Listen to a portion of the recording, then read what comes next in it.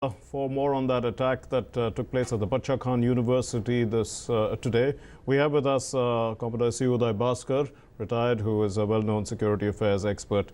What do you see? I mean, the Tehrik-e-Taliban has claimed responsibility for this attack, and we know that they've already attacked a school in Peshawar in the past, killed 130 students. Now again, students being attacked, and before we cut and went live for that press briefing, we ran a soundbite of a security expert like yourself, who said that the children who are being targeted here are actually armed forces personnel's children.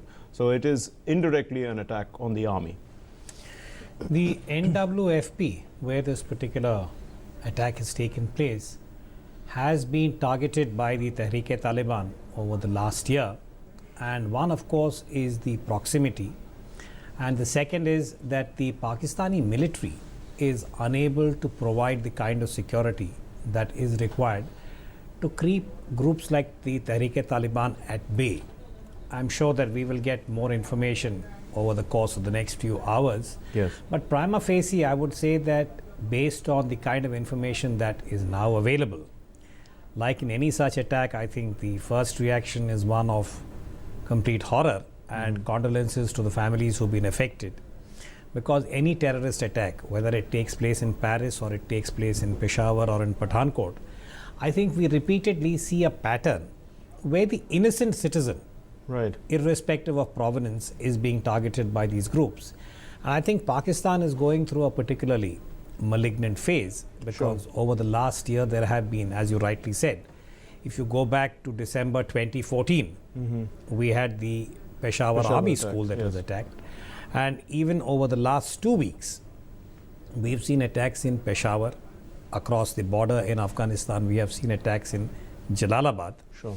And I think the footprint of the terror groups, whether we locate them or identify them with the Tehrik-e-Taliban, or we identify them with the Al-Qaeda, or for that matter with the Islamic State, yes, there is a certain virulence, which is increasing.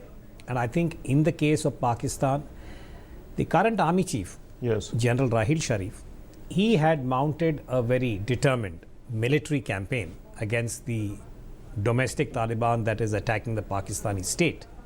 And yes, the Tehrik-e-Taliban has been under a fair amount of pressure. okay. Because when... But did they suffer any reverses? They have. The Tehrik-e-Taliban has been under a lot of pressure. Their top leadership has been targeted. They have been scattered. So much so that the people of Pakistan, the common citizen who has been a target of such attacks, whether it's in Karachi or in the NWFP areas that we are seeing, the Pakhtunkhwa, there is a sense of satisfaction that finally the Pakistani military is able to reverse the operational situation. But clearly it is short-lived.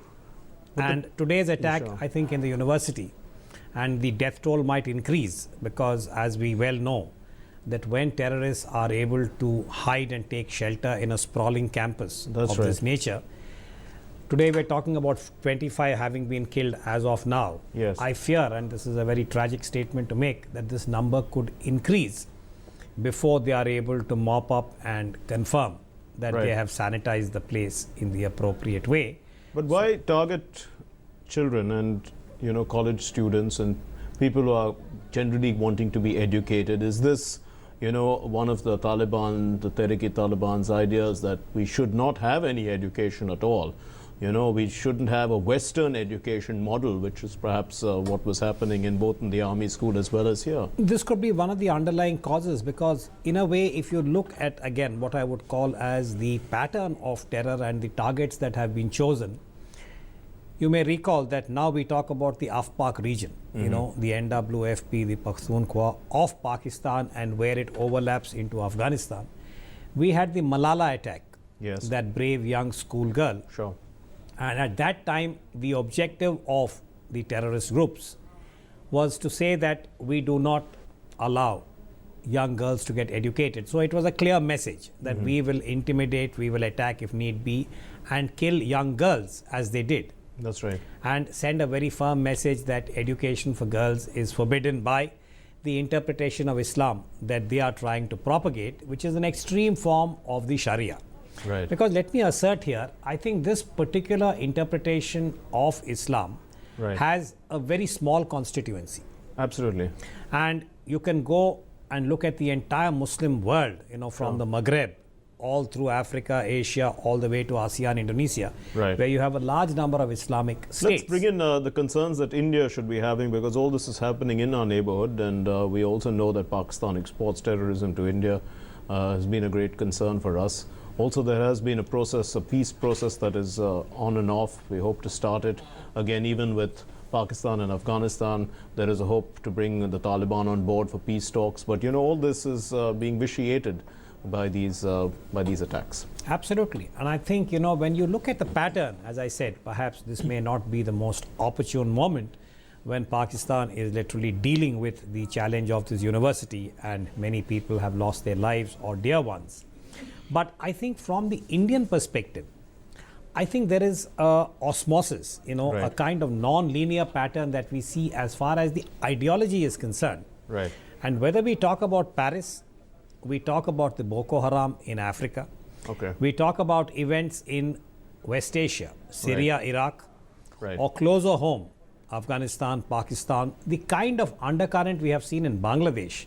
We also had the attack in Jakarta. Right. So you see what you might call as this terror pattern, and each of them is differently being motivated by much the same ideology. Okay. So I think we need to be very careful about how we are able to acquire the capacity to monitor and ensure that India is not similarly challenged. And why I'm belaboring this point is that you'll recall that last year we had a case of an IT engineer, an IT Right. professional in Bengaluru, who was providing the software to the Islamic State. Right.